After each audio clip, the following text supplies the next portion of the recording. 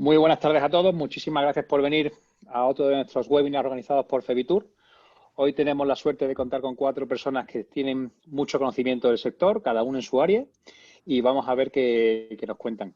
Tenemos a Dulcinea, a Luis, a Tony, a Francisco, y yo como un humilde moderador intentaremos dar un poquito de claridad en qué está pasando en esto del COVID en cada una de estas regiones. Y sobre todo, lo más importante no es mirar al pasado, sino mirar al futuro. Así que si quieres empezar, Dulcinea, a contarnos cómo lo estáis viendo en Galicia y también contarnos no solamente lo que ha pasado, cómo lo habéis vivido vosotros, y esta pregunta es accesible para todos después, cómo lo habéis vivido vosotros, sino lo que es más importante, ¿no? ¿Qué vais a hacer ahora en el futuro y cómo vaticináis los próximos meses que van a ser los más delicados en vuestra región? Bueno, pues buenas tardes a todos y a todas los que nos están hoy escuchando. Bueno, pues en Galicia concretamente también, bueno, nosotros tenemos unas particularidades, pues por ejemplo, que no podemos compartir o no somos iguales que otras comunidades españolas, ¿no? Nosotros es cierto que veníamos de las últimas temporadas vacacionales viviendo pues periodos ya de más larga estancia, cuando nosotros prácticamente hace 5, 6, 7 años tener huéspedes o turistas fuera de julio y agosto era casi como utópico, pero estos últimos años, concretamente, pues gracias a las viviendas de uso turístico conseguíamos desestacionalizar. Entonces, para nosotros era fundamental, entre otras razones, por la diversidad que tiene Galicia, ¿no? Sobre todo porque tiene mucho entorno rural, porque tiene mucha zona interior y porque tiene mucha costa, ¿no?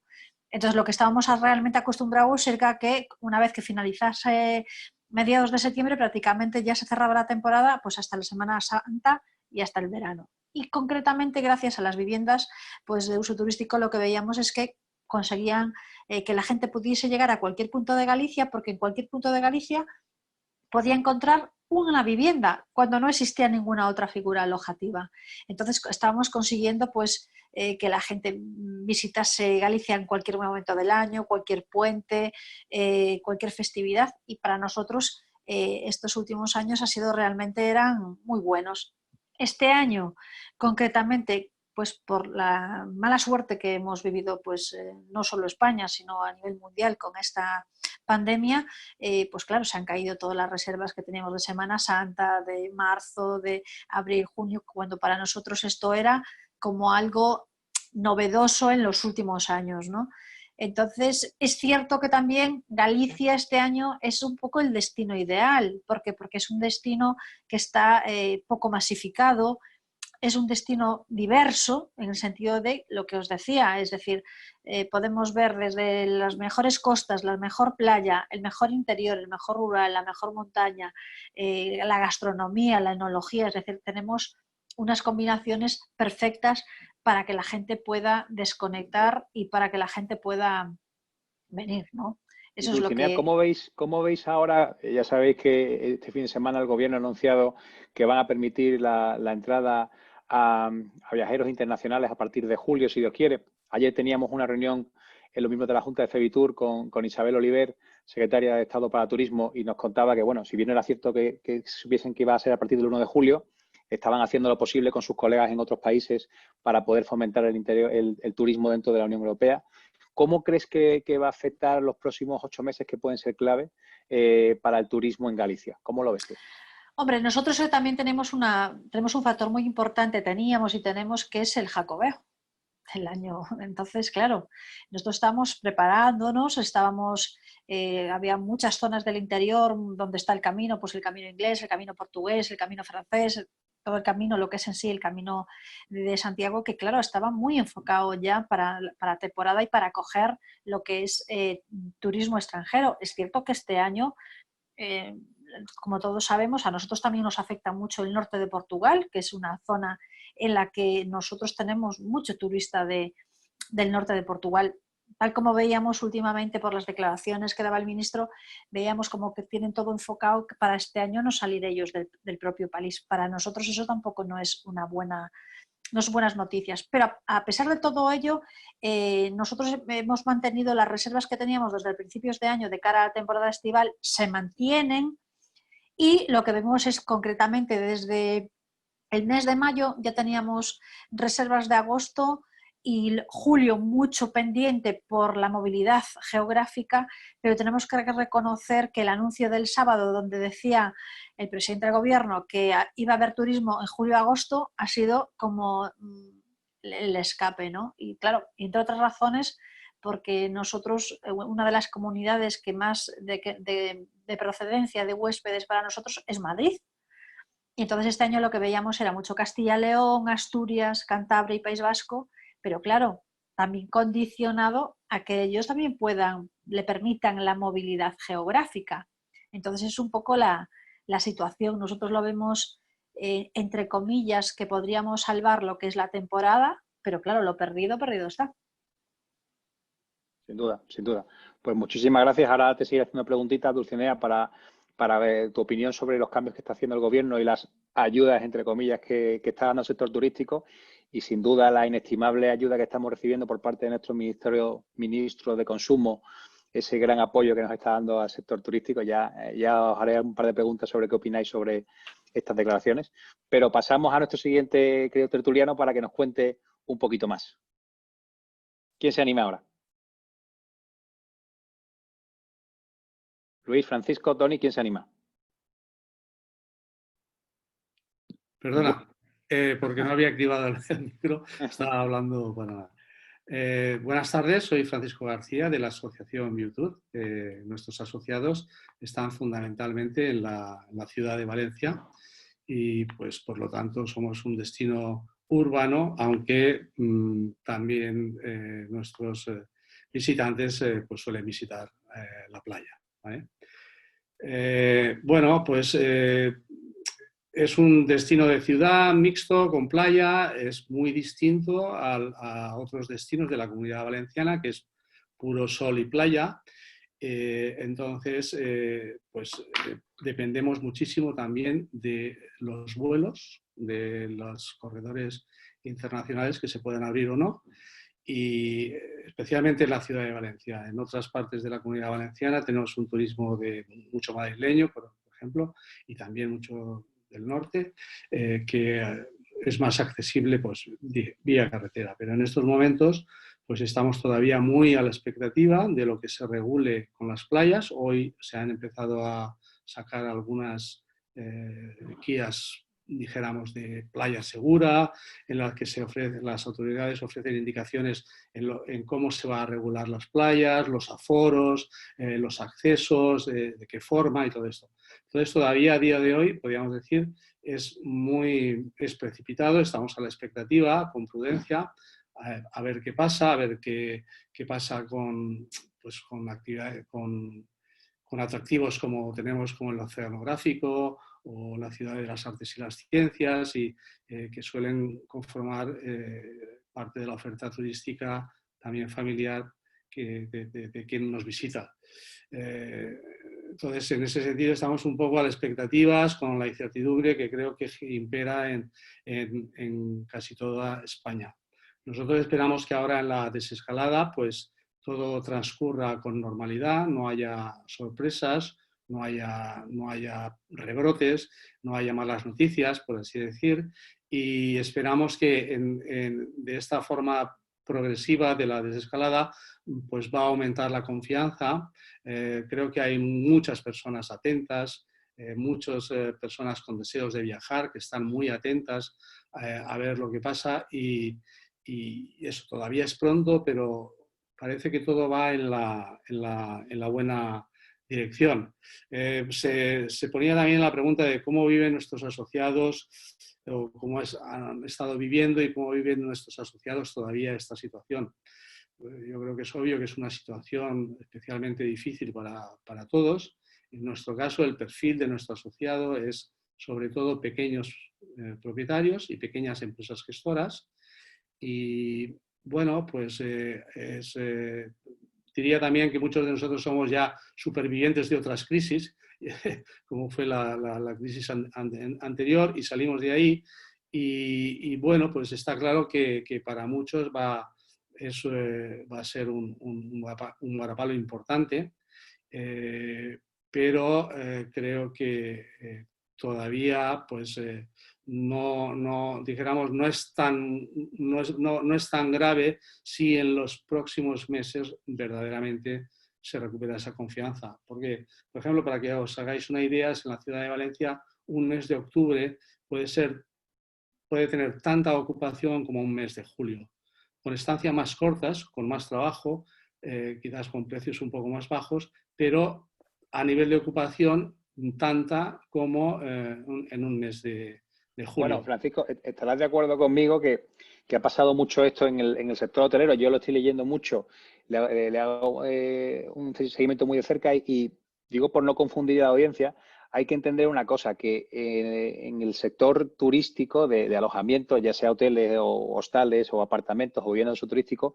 hay que mirar y medir dos cosas, ¿no? Una, que es muy importante, es la ocupación, pero la ocupación, si no la multiplicamos por una rentabilidad mínima, por unos costes o ingresos mínimos, no sirve de nada. ¿Qué quiero decir? Que a veces se está leyendo que podemos llegar en algunos meses al 40, al 50%, y claro, eso lo lee la opinión pública que no está informada del tema, o lo lee algunos miembros del gobierno que parece que tampoco saben mucho del tema turístico, y pueden pensar que más o menos nos hemos salvado. No, hombre, no. Porque hay que tener en cuenta que vamos a llegar a una ocupación muy bajita, pero además hay que tener más en cuenta aún, o tanto como la escasa ocupación, es que va a ser a un precio irrisorio. Y eso, pues, sin duda, es lo que finalmente nos genera una cuenta de resultados, ¿no? Una ocupación muy alta por un precio muy bajito, cuenta de resultados muy baja, y una ocupación baja por un precio muy bajo, como va a ser ahora, pues cuenta de resultados baja. Con lo cual, es un número que tenemos que tener siempre en nosotros cuenta. Pensamos que eso puede ser válido para los primeros meses, para incentivar un poco también, para atraer turistas, ¿no? Para atraer visitantes. Pero si se empieza a normalizar en estos primeros meses de julio a agosto, pues muy probablemente yo creo que a nivel de precios, por lo menos yo creo que todos nosotros lo vamos a intentar, a nivel de precios, septiembre y octubre vendrá a ser como los precios de otros años. Muy poca diferencia. Francisco, te voy a poner 4 velas y 5 altares. Dios te oiga, Dios te oiga.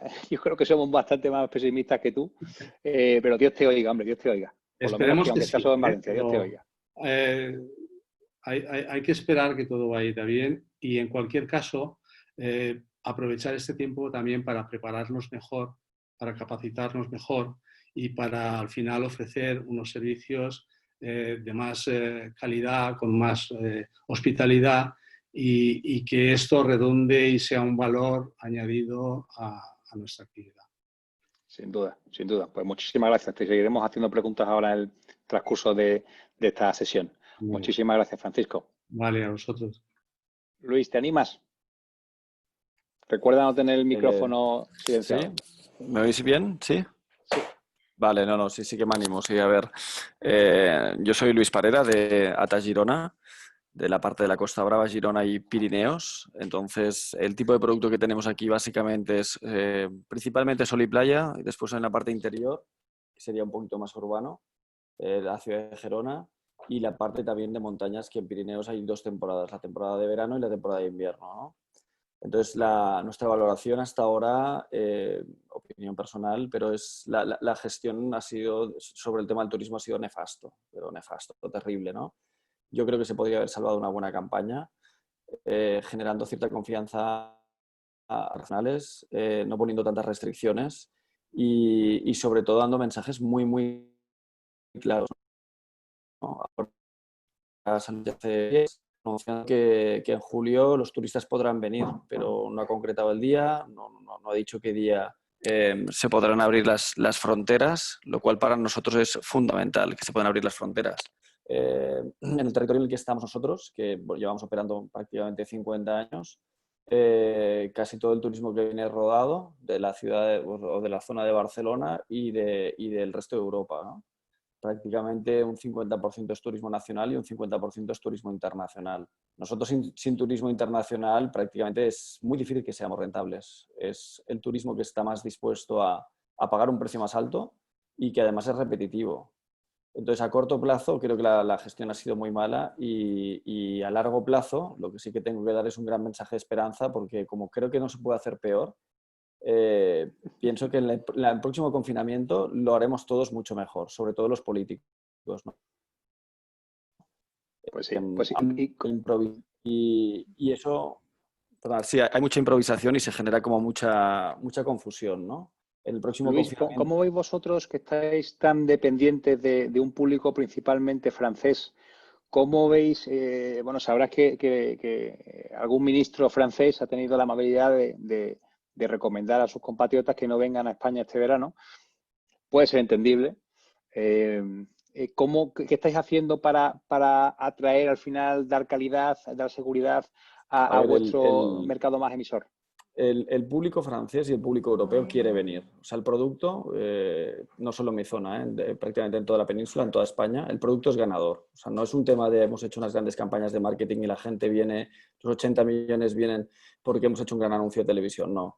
Vienen porque el producto es brutal. Somos casi una isla, tenemos unas ciudades magníficas, o sea que a largo plazo yo estoy súper tranquilo. El año que viene será una campaña espectacular. Se oye bien, ¿no? Se ha cortado un poco, Luis, por lo Vale. menos yo te lo escucho. Vale, no, solo decía esto, ¿no? Que el producto a futuro es muy bueno y el producto en sí, en cualquier zona de España, es brutal y el francés, el alemán, el inglés, el holandés quiere venir a España. Le gusta la comida, le gusta el precio, le gusta el sitio, le gusta el clima, le gusta todo. Por lo tanto, aunque algún ministro francés intente forzar al usuario que se quede en Francia, esto puede ser una cosa temporal. El francés nos conoce bien, quiere venir. Lo que pasa es que, claro, para que pueda venir, el señor Sánchez tiene que abrir la frontera o tiene que decir qué día va a abrir la frontera, porque en ese momento la gente se puede planificar. Nadie improvisa unas vacaciones, la gente planifica unas vacaciones. La gente quiere hacer una paga y señal, una reserva, necesita saber qué fechas puede venir. Y claro, mientras no se concrete todo esto, que es la pena, ¿no? Porque al final sabemos abrir, pero no al cliente final. Y eso nos está perjudicando, en mi opinión, mucho a todos. Pues sí, de acuerdo contigo. Muchísimas gracias, Luis. Ahora seguiremos hablando. Tony, desde Baleares, una isla no poco afectada también por todo esto y con una gran dependencia de nuestro mercado alemán. ¿Cómo lo ves? Bueno, pues coincido con el resto, lo veo pues muy mal hasta ahora y probablemente se solucionará a partir de ahora, a pesar del gobierno central, yo añadiría aquí. No tenemos mucha queja de la actuación de Baleares, pero sí que tenemos que continuar los panelistas que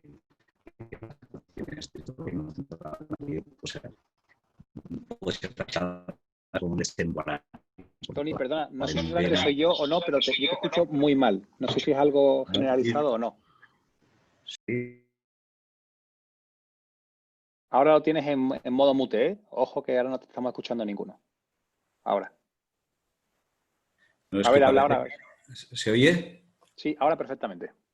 Sí. Pues decía que como mínimo podrían ser calificadas de extemporáneas muchas de las decisiones que se han tomado desde Madrid. Por ejemplo, el tema de la cuarentena, que no entiendo yo que no es al final cuando debía hacerse, sino mucho más al principio, ¿no? Y por tanto todo esto ha introducido una cierta confusión, ¿no? Pero la situación aquí, teniendo en cuenta que dependemos mucho de la temporada estival, la inmensa mayoría de nuestros asociados pues tienen casas, apartamentos que están situados o en la costa o en el campo, como ya sabéis, supongo en lo que es el plurifamiliar está prohibido y bueno, y ahora como medida de reactivación, en este caso sí, del gobierno balear, han suspendido o han establecido una moratoria sobre los unifamiliares también en Palma hasta el 2021, como medida dentro del paquete de medidas de reactivación económicas. Ya sé que es difícil de entender, no os preocupéis, yo tampoco lo entiendo, ni lo entendemos desde este Aptur, pero será que no llegamos, vamos, que nuestras capacidades son limitadas. Pero bueno, por tanto, dependiendo mucho de la temporada, de una temporada que es de 7 meses, empezando en abril y hasta octubre, pues claro, esta situación ha supuesto pues, la pérdida de los 3 primeros meses de temporada por ahora. Todas las reservas que veníamos de años muy buenos y, por tanto, y el nivel de reservas era muy elevado este año también, pero progresivamente se ha ido cancelando. Bueno, ¿cómo lo vemos? Pues bueno, parece que a partir del 1 de julio se reabrirán los vuelos. Nosotros dependemos absolutamente de los vuelos. Nuestros mercados, como tú lo has dicho, Chema, es el mercado alemán, el austriaco, el suizo, en menor medida Francia y Reino Unido. Y por lo tanto, el mercado nacional, Tony, con vosotros, perdóname, porque siempre nos lo preguntamos, ¿no? Quizás los que no somos los peninsulares, el mercado doméstico, ¿qué puede aportaros? ¿Puede suplir, evidentemente no el 100%, pero puede suplir una falta de demanda internacional? ¿Crees que podríais vivir con un fomento del mercado doméstico para vosotros? En absoluto. Representa un 5, depende de las zonas, pero puede representar un 5 o un 10. En el conjunto de visitantes es un 20% tradicionalmente para cifras de Baleares, pero ahí se incluye todos los turistas, por tanto los que se alojan en hoteles. Pero para lo que es la vivienda vacacional y el apartamento turístico, 5 o 10%. Por tanto, cuando oíamos hablar de medidas de fomento de turismo doméstico, pues bienvenidas sean, pero esto va a solucionar poco nuestra situación, porque intuimos también que la gente se lo va a pensar antes de meterse en un avión, cuando tiene la alternativa de ir en su coche privado a zonas como Valencia o cualquier zona peninsular de los que estamos aquí representados. Por tanto, esto nos sitúa a nosotros, y entiendo que a Canarias también, en una situación de desventaja, ¿no? En cambio, los alemanes sí tienen muchísimas ganas de venir, y cuanto antes, y entonces un poco en qué irá la verdadera dueña y señora de Europa, que es Angela Merkel. Mañana hay Consejo de Ministros, a ver si pone un poco de sentido común, que yo creo que normalmente lo pone, y por tanto incluso se cambian o se adelantan algunas disposiciones. La disposición del 1 de julio, que desde el gobierno balear se insiste en que se adelante al 15 de junio, pues seguro con Alemania, que también es una zona considerada, aparte de ser nuestro principal mercado, es una zona que lleva muy bien el tema de la pandemia y donde parece que es el mercado europeo que más controlado lo tienen, ¿no? Y por lo tanto vamos a ver a qué pasa estos días. En cualquier caso, si hubiera una cierta actividad, que yo creo que nunca será como las pasadas, porque habrá un cierto miedo a viajar, como he dicho, es por una parte del mercado, pero bueno, se solucionará, la temporada. De todas formas, si me lo permitís, y no sé si volveremos al tema, ha aparecido, no sé quién de los panelistas ha comentado el tema de los precios. Sí. Yo personalmente Francisco creo que de sería Valencia. un error. Hoy conmigo. Sí. Creo que sería un error bajar precios, o en todo caso una medida innecesaria. Es decir, yo creo que la gente no viene, si no viene no será por el precio, será o porque no puede venir como hasta ahora, o porque le da miedo viajar o cierto respeto, y entonces no sé hasta qué punto un precio más bajo le va a quitar ese miedo o ese respeto a viajar. Entonces, un poco lanzaría el mensaje de aguantar y lo que se pueda al nivel de precios y dar calidad, y bueno, pues si la ocupación es un poco más baja, pues al menos que no sea ocupación más baja y con incidencia negativa sobre los ingresos, ¿no? Pero vamos, es una opinión personal mía. Pues sí, te agradezco mucho. Ya, de hecho, ahora es un tema que os quiero preguntar. Si os parece, para hacerlo más ágil, voy a lanzar alguna pregunta. Iremos lanzando preguntas y me vais respondiendo los que queráis. No tenéis que todos responder todas las preguntas, de modo que os podamos escuchar en diferentes índoles, ¿no? Uno y muy importante, la primera pregunta que nos gustaría haceros es: ¿qué echáis de menos, no en el pasado, porque mirar al pasado ya no tiene sentido? ¿qué le pediríais? Yo estoy seguro que o Pedro Sánchez o Pablo Iglesias nos está escuchando hoy. ¿Y qué le pediríamos si nos estuviesen escuchando o a la ministra Reyes Maroto, con quien hemos tenido oportunidades de intercambiar muchas palabras en estas semanas? Y tengo que decir que para mí es una excepción en este gobierno y que sí que está haciendo las cosas dentro de la limitación que tiene, pues la verdad que está brillando dentro de los demás, que para mí son un cero a la izquierda. Perdón. Pero es lo que pensamos, ¿no? O lo que pienso. ¿Qué le pediríais al señor Sánchez o al señor Iglesias, que seguramente nos están escuchando desde su casa, como medidas que nos puedan ayudar a generar un ecosistema mejor para que fomente pues una recuperación más pronta que tarde en nuestras regiones? ¿Quién se anima con esta pregunta? A ver, yo perdonaré. Lo primero creo que hay que hay que tener un plan y hay que ser muy serios con el plan y hay que explicarle bien a la gente lo que se propone. Se puede estar cambiando a diario todo lo que está pasando, ¿no? Ahora hago una cosa, ahora hago cuarentena, ahora no, ahora pueden venir los franceses, ahora no. Hay que dar un mensaje muy claro al mercado, porque el mercado quiere comprar, además es que tienen ganas de comprar. Entonces, eso es una. La otra, sin movilidad no hay turismo. Necesitamos aeropuertos abiertos, necesitamos frontera abierta. Luego podemos poner todas las restricciones que queráis en los establecimientos y toda la seguridad que queráis, pero hay que abrir movilidad, seguro. Y tercera cosa muy importante, que no sé si se dan cuenta, sin alojamiento no hay turismo. O sea, si yo no puedo meter a un tío en una de mis camas o en una cama de un hotel o de un camping, el tío del chiringuito, el del transfer o el del comercio, este no tiene turista. El turista va al alojamiento. Entonces, es muy importante el alojamiento. Y es por eso que dices, hombre, estas medidas, uno, fecha clara. Dos, fuera un poco el tema de la restricción de la movilidad. Y tres, apoyo total al alojamiento. Con esto tienes salvada la temporada seguro. Muchísimas gracias, Luis. ¿Alguien más se quiere animar a esta pregunta? Pues a ver, lo que estaba diciendo Luis, ojalá pudiera ser del todo así, pero vemos que nuestro gobierno no puede hacer planes claros y el plan claro no puede ser abrir movilidad sin tener en cuenta restricciones o problemas que pueda haber de salud. Es decir, si el tema del COVID no está controlado, pues esa prudencia, ¿dónde está esa prudencia, ¿no? Es decir, ¿hasta qué punto podemos decir abrimos, ¿no? Y que se mueva todo el mundo?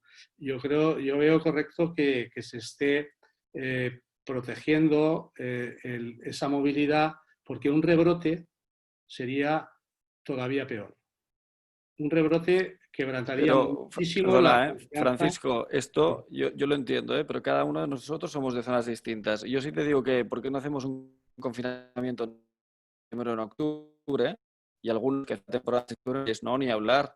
Hagamos el confinamiento ahora en verano. Y yo que tengo que abrir en verano te digo ni hablar, porque yo necesito. Entonces, claro, cada zona en ese aspecto es diferente. Pero en general, el turismo es la única industria que tiene el país. Entonces, en mi opinión, la movilidad con la responsabilidad de la gente y lo que se ha aprendido, yo no creo que volvamos a tener un confinamiento tan bestia como el que se ha tenido aquí, pero no en España, en Europa, o en el mundo. Creo que hay que hacer restricciones, hay que hacer controles, hay que tomar temperaturas, hay que tener mascarillas, hay que tener guantes, hay que tener gel. Pero claro, depende de cada zona. A mí si no me abres ahora, es que me has matado toda la industria de todo el año, porque yo hago el 90% julio y agosto. Sí, hay una cosa para ordenar un poco el debate, que como bien dice Luis, al final hay una idiosincrasia diferente en cada región, por supuesto en cada país, ¿no? Y en cada continente, y lo ideal sería poder hacer ataques mucho más concretos y en cada una de las regiones pues hacer las medidas que se estimen oportunas. Y seguramente si volvemos a entrar en un receso en esta aceleración, pues todo parece indicar que ese sentido común encima de los hombros de nuestros políticos, pues lo llevarían así. Pero es verdad que esperemos que eso no pase, pero Francisco, comenta lo que quieras, hay que tener en cuenta la diferencia entre una ciudad como Madrid, por ejemplo, y el turismo que tiene las Islas Baleares, que no tiene nada que ver y son muy estacionales, ¿no? Sí. Francisco, no sé si quieres comentar algo más, perdona que te hemos interrumpido. No, está bien. Perfecto. Pasamos a una preguntita más que nos gustaría hacer y daremos paso a varias preguntas que tenemos del público, que tenemos unas cuantas por aquí. Esto empieza a calentarse. ¿Cuándo creéis que vais a llegar a la normalidad, por un lado? Y por otro lado, todos que representáis a tanto a particulares como a profesionales que gestionan viviendas de uso turístico.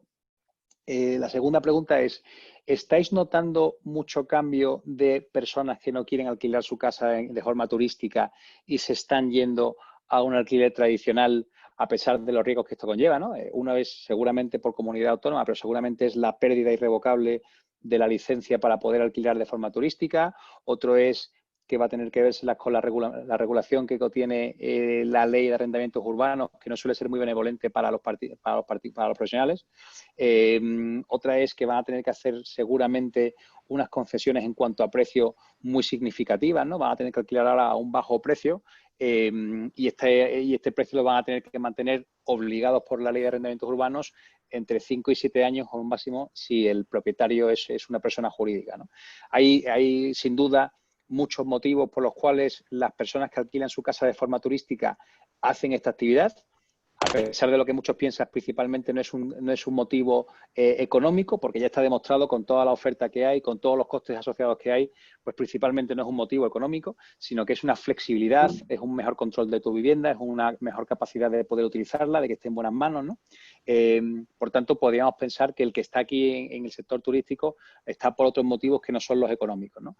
Y por tanto, ese trasvase no será muy grande de la vivienda turística a vivienda tradicional. Pero, ¿qué pensáis? La segunda pregunta es, ¿creéis que vais a tener en vuestras organizaciones, en vuestras asociaciones, en vuestras regiones, un gran trasvase de porcentaje de turístico a tradicional, o que la gente está dispuesta a aguantar el chaparrón, entiende que esto es una cosa de meses y está dispuesta a aguantar en aras a tener un futuro más controlado y en sus manos? Sí, Tony, si quieres empezar tú, que estás ahí.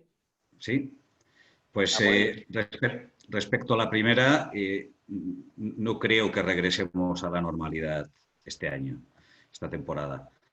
Y no regresaremos a la normalidad hasta que no haya una solución al problema sanitario.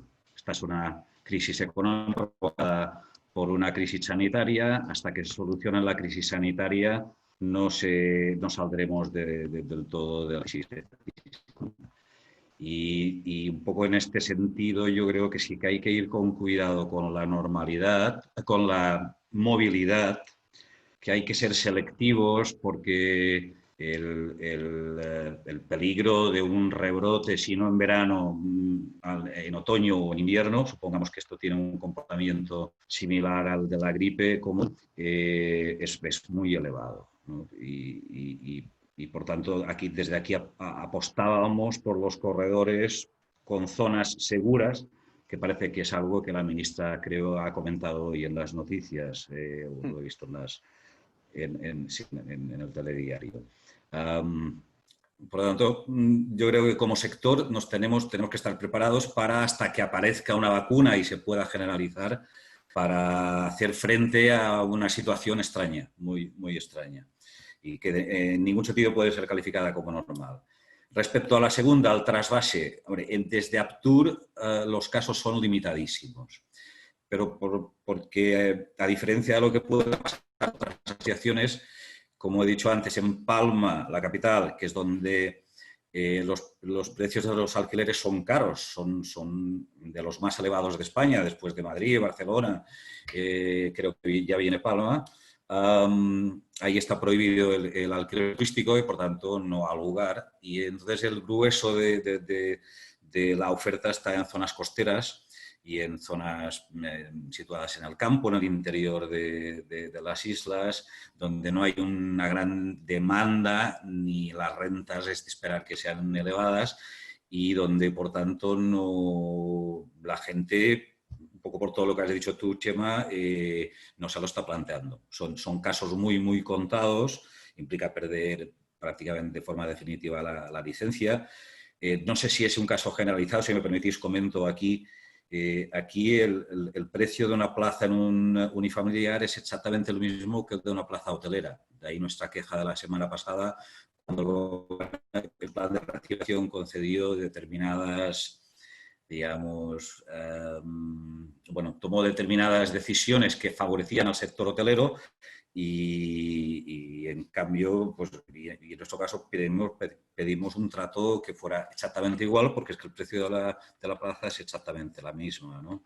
Por lo tanto, no tiene mucho sentido que la gente que si las ha pagado al contado ha pagado 3.500 euros por una plaza de unifamiliar o 875, creo que es una plurifamiliar, con un periodo limitado de 5 años, pues que tire ese dinero por la borda y se pase al alquiler tradicional residencial. Sí, es verdad que Baleares tiene una idiosincrasia especial en ese tema. Por ejemplo, las comunidades que yo conozco, como Cataluña, Madrid o Andalucía, el coste es prácticamente gratuito, es lo que te cuesta la mano de obra del arquitecto que visa de un visado, de unos certificados, pero es algo menor, no llega en el peor de los casos a unos 400 euros, ¿no? Con lo cual, pues como tú bien decías, Tony, el que ya ha hecho esa inversión de hasta 3.500 euros por unifamiliares, pues evidentemente está más seguro que el que ha hecho una mínima inversión. Lo que sí es verdad, y desde mi posición yo puedo hablar sobre todo de la Comunidad de Madrid, que es la patronal que yo represento, sí que, y creo que esto pasa creo que en todas las comunidades autónomas, pero me atrevería a preguntaros a vosotros, que nos digáis también, Francisco, Luis, Dulce, Dulcinea, ¿qué pasa en vuestras comunidades? En Madrid, por ejemplo, si tú tú tienes una vivienda de uso turístico, por supuesto con su correspondiente, no licencia, que no se llama así, sino declaración responsable, ¿no? Y finalmente la vas a destinar a alquiler tradicional, pues tienes la obligación de, por supuesto, dar de baja esa licencia. Tienes una pena creo que es de 30.000 a 60.000, a 300.000 euros, si no recuerdo mal, es una burrada. No recuerdo si son 30.000 o 300.000 euros, me da igual porque es una burrada, perdóname la inexactitud, de penalización en caso de que no hayas dado de baja esa licencia y bueno, pues las autoridades te pillen, por así decirlo, ¿no? Entonces, es una pena porque sobre todo en ciudades como Madrid o en Barcelona ya no se conceden nuevas licencias. Por tanto, si la pierdes para siempre. Veíamos los casos durante muchos años que ciudades como Barcelona, por el hecho de un piso, de haber solicitado la licencia en un periodo previo a la moratoria, una licencia que costaba 200, 300 euros, esos pisos exactamente igual, el cuarto A que el cuarto B, el cuarto A con licencia, pues quedaba palpable que el cuarto A con licencia valía entre 30.000 y 60.000 euros más que el cuarto B, sencillamente porque tenía la capacidad de poder ejercerse ahí el uso de vivienda turística, ¿no? Esto, claro, en ciudades como, por ejemplo, Barcelona, Madrid, todo aquel que quiera ir al alquiler tradicional lo va a perder. La pregunta que os lanzo a los demás es, ¿en vuestras comunidades pasa exactamente lo mismo? Si se alquila de forma tradicional, ¿se pierde esa licencia? En el caso de Valencia, el decreto que hay actualmente vigente establece que si estás más de un periodo de 2 meses sin destinar al uso turístico, debes darla de baja en el registro. Y si esto sucede exactamente en la ciudad de Valencia y más concretamente en Ciutat Vella, pues esa licencia se perdería completamente, ¿vale? Entonces, estamos a la espera de un nuevo decreto regulador, pero a día de hoy es así. Algunos de nuestros asociados están pasando a un alquiler, dijéramos, temporal y están intentando mantener esa licencia. No se dan las bajas, pero quizás esto es todavía una falta de control por parte de la administración, que me consta que lo quieren hacer y se van a poner a ello a fin de que todo lo que esté registrado en el registro de turismo sea lo que efectivamente está, lo que realmente está en el mercado, ¿no? Y no sé qué capacidad tendrán en Madrid de perseguirlo, pero tampoco parece fácil, ¿no? Perseguirlo. No, hombre, yo cuando nuestros abogados nos pasaron la multita, Ya. si no recuerdo mal, creo que era de 30.000 a 300.000. y creo que no recuerdo mal, hombre, a mí se me quitan las ganas. Es fácil de ver porque al final tú tienes un registro de un número de licencias y después eso no lo encuentras en ningún sitio, pues se puede hacer una pesquisa rápida. Y como tienes que poner la fianza de un alquiler tradicional en el IBIMA, en el caso de Madrid, por ejemplo, ¿no? Pues oye, pues el cruce no se debería tardar mucho en poder hacerse. Pero bueno, cada uno ya que, por supuesto, con su conciencia haga lo que estime oportuno. La cosa es que cumpla o no cumpla la normativa independientemente de que te vayan o no a sancionar en el acto, ¿no? ¿Qué opináis en Galicia y qué opináis en Gerona sobre este tema? ¿Qué ocurre en vuestras comunidades autónomas?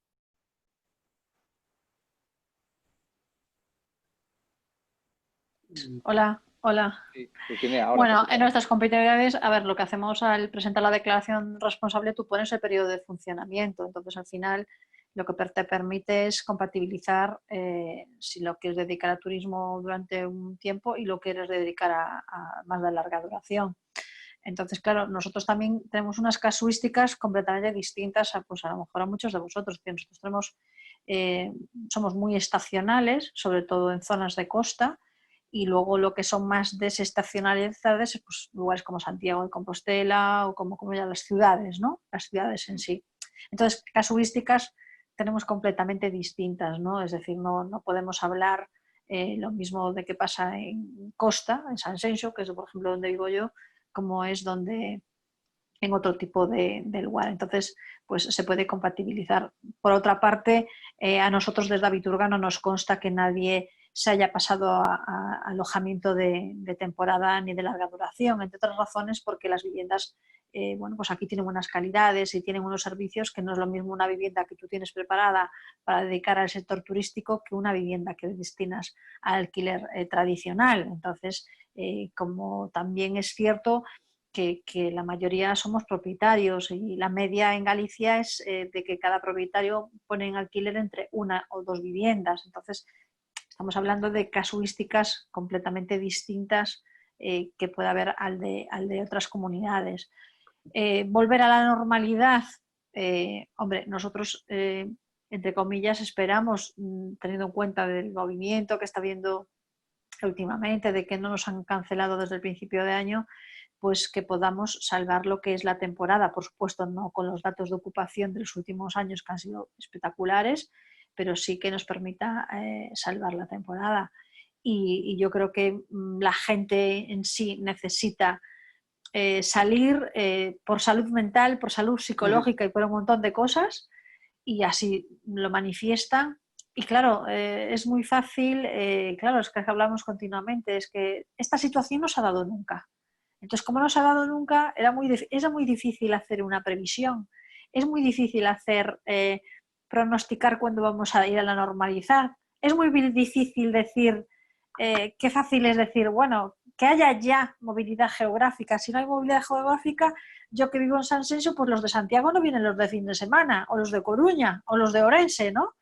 Cuando nosotros ya tendríamos ocupación. Es muy fácil, pero estamos hablando de cosas que es de la salud, que a fin de cuentas es el bien más valorado, porque de las crisis económicas se salen y de otras muchas cosas se salen, pero la salud es un bien muy preciado. Entonces, por lo tanto, creo que independientemente de que todos deseamos tener un año bueno, salvar los sectores, estamos hablando de un tema muy delicado, que estamos hablando de la salud de las personas. Y yo creo que concretamente no solo fue en esta época pues el gobierno, sino en general la clase política no ha actuado tampoco con rigor. Es decir, no puede ser que tengamos unos datos un día y ahí tienes que esperar por los de una comunidad otro día y otro día que otra comunidad te diga otra cosa. Es decir, no estamos actuando. Entonces, yo creo que como sociedad y como sector y en general como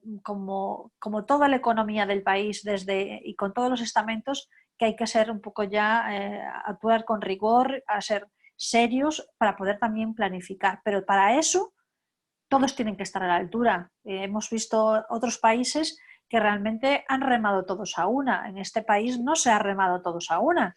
Entonces, esas cosas yo creo que hay que tener todo en cuenta y todos queremos que la economía funcione cuanto antes, todos queremos que se aclaren los ERTES, todos queremos que esto se reactive, pero claro, es muy difícil tomar decisiones cuando está en riesgo la salud de las personas. Eso es muy complicado, ¿no? Gracias. Sin duda, sin duda. Muchas gracias, Dulcinea. A ver, yo el Luis. tema, empezaré por el final, ¿no? ¿Cuándo vamos a volver a la normalidad? Yo creo que tardaremos entre 6 meses y 1 año, ¿no? Aquí tengo un poco de discrepancia con mis compañeros y es que aquí todo el mundo pone en esperanza el tema de la vacuna. Hay virus de tipo que no tienen vacuna, ¿no? Por ejemplo, del SIDA, ¿no? No tiene vacuna, ¿no? Pero sí que hay un plan B importante, muy bueno, que es el tema de las pruebas, de los PCRs. Lo que hay que hacer es localizar a la gente que tiene la enfermedad y esta gente se tiene que quedar en casa y evitar el contagio. Yo creo que eso es fundamental, más que restringir toda la movilidad, ¿no? Al final estamos hablando ahora mismo, tristemente, de 300, 400, 500 contagios, pero en un país de 47 millones de personas, que en el momento punta somos 100 y pico millones de personas porque hay un montón de turistas. Entonces, claro, restringir todo esto con este nivel de contagio, lo más importante es prepararse para la próxima oleada. Y para mí es comprar un montón de test, un montón de medidas para no repetir los mismos errores que hemos cometido ahora. Porque lo de la vacuna, yo entiendo que todos vemos la tele y nos pone la esperanza y yo espero tenerla cuanto antes, también me encantaría, pero también lo veo un poco difícil en este momento. Entonces, 6 meses, 1 año, espero tener cierta normalidad y si no, pues convivir con el virus, porque no tendremos otra. Porque si no morimos por coronavirus, la economía es lo que nos da de comer a todos. O sea que aquí también hay un gran problema encima de la mesa, ¿no? Después el tema que has comentado sobre si había gente que pedía el cambio de licencia. En Gerona básicamente estamos con segundas residencias, o sea, todo lo que se está operando es segunda residencia, prácticamente todo. Sobre todo la gente aquí tiene que elegir entre qué quiere hacer, uso residencial y un arrendamiento urbano o uso turístico, ¿no?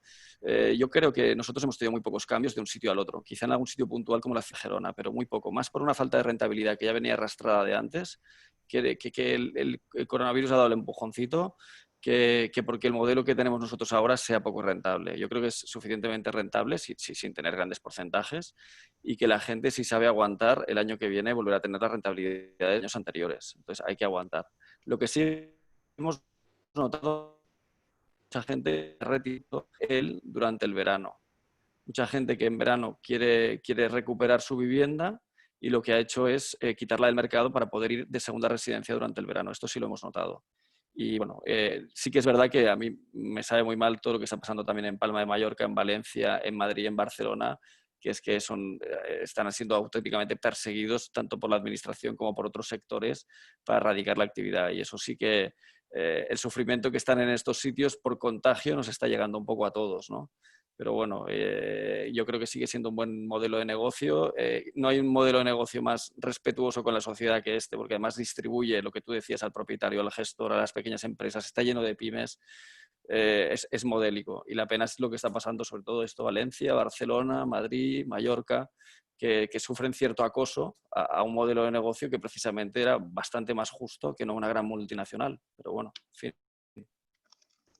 Pues sí, sin duda. Bien. ¿Perdón? ¿Querías comentar algo, Tony? No. Perdona. A lo mejor es algo que no se ha comentado a lo mejor ante este acoso que comentaba. El virus es un poco intentar repartir un poco las cosas con más justicia, porque no lo hemos comentado, pero yo creo, no sé qué opináis vosotros, que nuestro sector saldrá favorecido con respecto a los grandes hoteles, que la gente cuando viaje preferirá casas en donde esté con el grupo que viaje sin necesidad de tener que mezclarse con numerosas personas en grandes hoteles. Y por tanto, en ese sentido sí que es un poco una ventaja. Pues sí. Y por último... Sí. En nuestro caso también, como pequeños propietarios, como en Galicia, pues sí, tenemos esa ventaja. También en la legislación tenemos, no lo he dicho, pero como en Galicia podemos destinar un periodo del año al alquiler turístico, no todo. Entonces da más márgenes. Pero fijaros que es una legislación que tenemos del 2009, que va a ser cambiada dentro de poco. Lo que no sabemos si va a ser peor. ¿Sabes? Bueno, nunca se sabe, ¿no? ¿Verdad? Por la última pregunta que me gustaría haceros, y si os parece, para que respondáis todos y cada uno es, durante los próximos meses, me atrevería a decir años, ¿qué creéis que en vuestras regiones, que son muy singulares y diferentes las unas de las otras que aquí tenemos presentes, ¿no? Galicia, Cataluña, Baleares, Comunidad Valenciana, incluso Madrid conmigo, ¿cómo veis el crecimiento, el auge o decrecimiento, ¿no? Del sector de viviendas turísticas versus otras opciones alojativas como pueden ser, por ejemplo, los hoteles? ¿Creéis que esto va a aportar más calidad, más confianza a los viajeros y va a hacer que esto, la demanda de tales servicios vengan en aumento? ¿O por el contrario creéis que no y que se va a centrar más en los próximos meses en el sector hotelero, que es un sector más robusto, más antiguo, más, digamos, profesionalizado, por así decirlo, ¿no? Aunque solo ya sea por la antigüedad, y por tanto ellos serán los que a la hora de decidir reciban más demanda por parte de los viajeros? Si quieres empezar tú, Francisco, que te tengo aquí enfrente ya en la pantalla. Bueno, pues a ver, y yo creo que no, que la vivienda turística va a seguir en auge, incluso a pesar de las limitaciones que se le impongan legalmente. Lo que sí preocupa es que por esas limitaciones la vivienda turística sea más algo que puedan hacer grandes empresas o grandes grupos que no pequeños propietarios. Un pequeño propietario que, dijéramos, jurídicamente o administrativamente lo acosan continuamente, pues al final se olvida y a otra cosa. Porque no quiere ese sin vivir que supone para cada pequeño propietario responsable y que se preocupa pues de estar ahí constantemente con ese acoso administrativo o legal. Y en general yo creo que al final esta demanda que habrá clara del consumidor por la vivienda turística es lo que deberá mostrar a las administraciones que no puede prescindir de la vivienda turística y que la vivienda turística tiene que normalizar su situación y su estatus de seguridad jurídica como cualquier otra modalidad alojativa.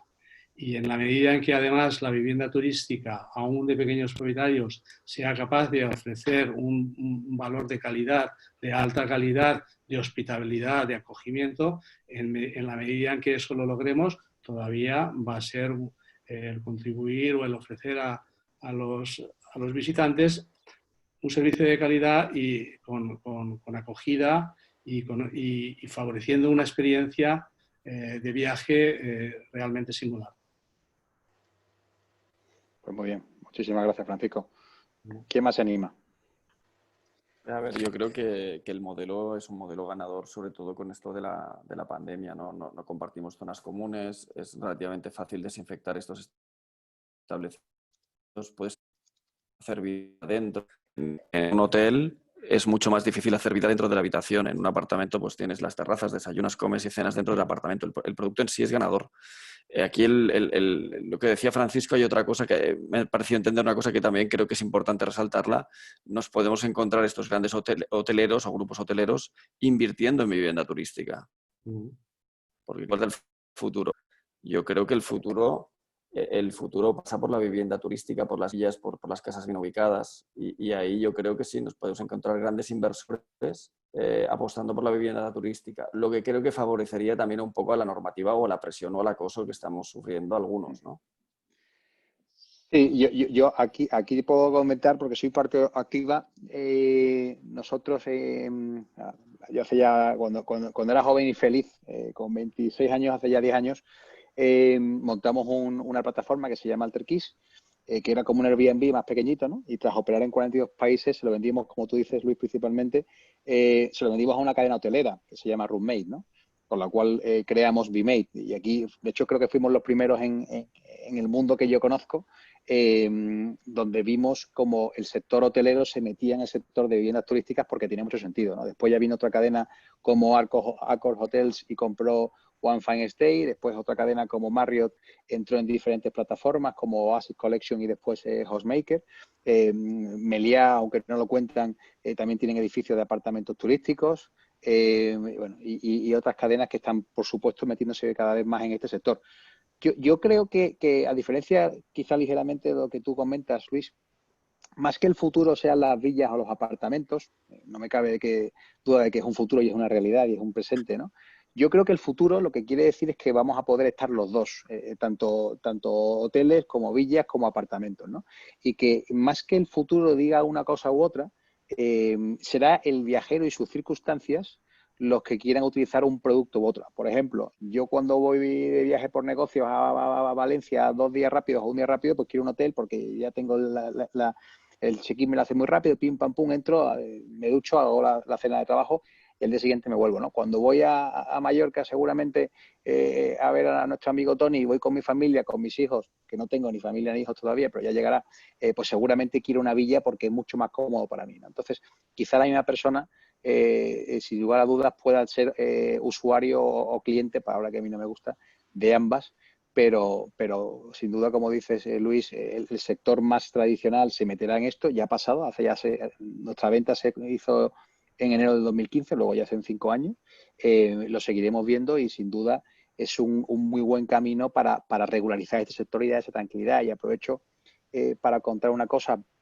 porque es un cimiento importante para la legalidad del sector. Ayer mismo, cuando estábamos en la Junta de FEBITUR, y como hemos hablado muchas veces tanto con el Ministerio de Turismo como con la Secretaría General de Estado de Turismo, ya estamos trabajando en hacer o por lo menos esbozando, ¿no?, la posibilidad de tener un convenio laboral nuestro de viviendas turísticas. Y esto, si tú, Luis, decías antes que era paso a paso, nos vamos enfocando más cada vez en un sector más regulado, más estable. Yo creo que tener un convenio laboral, una vez que lo tengamos, yo creo que ya no habrá ninguna duda y se cerrará de cuajo todo debate de si somos legales, ilegales, viviendas turísticas sí, viviendas turísticas no. Eso ya quedará para los carcas y pasaremos a discutir nuevas cosas, ¿no? Tony, ¿cómo lo veis? Bueno, yo comparto la mayoría de argumentos que he oído. Yo creo que sigue habiendo demanda y que esta irá increciendo y que, como decía Luis, es un modelo ganador en escenario de coronavirus, ¿no? Y que las distintas modalidades de alojamiento deberían coexistir. Yo diría que coexistir armoniosamente y buscar fórmulas de cooperación. Yo creo que siempre puede haber sinergias y, por tanto, zonas donde se pueda cooperar. La verdad es que no es a veces la percepción que tenemos y vemos un sector, a veces, o representantes del sector hotelero, a veces bastante beligerantes contra la modalidad de alojamiento que representamos nosotros, con los apartamentos turísticos. Cosa que es curiosa porque, como comentabais, seguro que hay, históricamente han invertido y creo que lo seguirán haciendo. En nuestro caso, dada nuestra situación tan particular, como decía, lo que estamos luchando como asociaciones para que no decrezca el peso relativo del alquiler turístico en el conjunto de la oferta turística de Baleares. Porque aquí se estableció un tope de plazas que sobre ese tope no se pueden crear plazas turísticas. Venimos de donde venimos, el debate de la masificación ha sido sistemático, obviamente no este año, que no la habrá en absoluto, y un poco el turismo como actividad tiene muchas bendiciones, pero también a veces tiene su lado negativo y debemos reconocerlo. Pero lo que pasa es que después de muchos años de muy buenas temporadas, determinados colectivos con el apoyo de determinadas opciones políticas, pues bueno, han culpado al alquiler turístico de las 7 plagas de Egipto, de todos los males habidos y por haber en esta tierra, ¿no? Entonces, esto influye un poco en la legislación, en la ley turística, y la ley establece que cuando las plazas de alquiler, la actividad turística, que se dedica al alquiler turístico, deja de ejercer la actividad, esas plazas no van a la bolsa de plazas para que los pueda comprar otra persona interesada, sino que desaparecen, ¿no? Sí, sí. Entonces, esto supondría disminuir progresivamente el peso del sector, que está en torno al 25-26% en ese tope máximo de plazas que se ha establecido. Supondría una disminución porque no hemos visto hasta ahora que se vayan dando de baja plazas hoteleras y, por tanto, la suposición, el escenario es que, salvo que vengan crisis turísticas de órdago repetitivas a lo largo de varios años, esas plazas hoteleras seguirán operando y, en cambio, por las circunstancias, en muchos asociados pueden pues ahora dejar de ejercer la actividad por circunstancias personales, por lo que sea. Entonces, lo que queremos es que vayan a una ley que permita que gente que se quiera quiera entrar a ejercer la actividad pueda hacerlo en el futuro. Y ahí estamos, en esta guerra, Peleando, en una tierra en la lucha. en una lucha donde, claro, hablar de turismo, yo lo decía en clase, mis alumnos que decían los hoteles, hablamos de turismo, no hablábamos de hoteles. Turismo es mucho más, incluso en el sector de alojamiento, que hay. Entonces, pero claro, venimos con una deformación que todo era hotelero y ahora el cambio cuesta. Pero Bueno, cuesta. ahí estamos. Llevamos poco tiempo. Llevamos poco tiempo, pero hay que, para terminar ya, y recordar a todos nuestros oyentes que 3 de cada 10 personas que ya vienen a España a hospedarse y pagar por el hospedaje se quedan en apartamentos y se quedan en vivienda, 3 de cada 10, que no es poco. Señores, Dulcinea, Luis, Tony, Francisco, muchísimas gracias a los 4 por venir, por vuestra intervención. Os esperamos pronto y seguiremos hablando en todas nuestras juntas de FEBITUR. Muchísimas gracias a los 4. A todos los demás que nos estáis escuchando y viendo las caras, gracias por estar ahí. Os recordamos que FEBITUR seguirá todas las semanas, hasta nuevo aviso, haciendo un webinar cada semana para aportar valor a todos los gestores, a todos los propietarios de apartamentos de vivienda de uso turístico. La semana que viene tenemos el siguiente martes con unos proveedores, uno muy interesante, y la semana del 9, el martes 9 también tenemos otro. No os lo perdáis. Muchísimas gracias a todos y unión, fuerza y ánimo que saldremos de esta. Muchísimas gracias a todos, señores. Buenas tardes. Salud y suerte a todos. Adiós. Luego.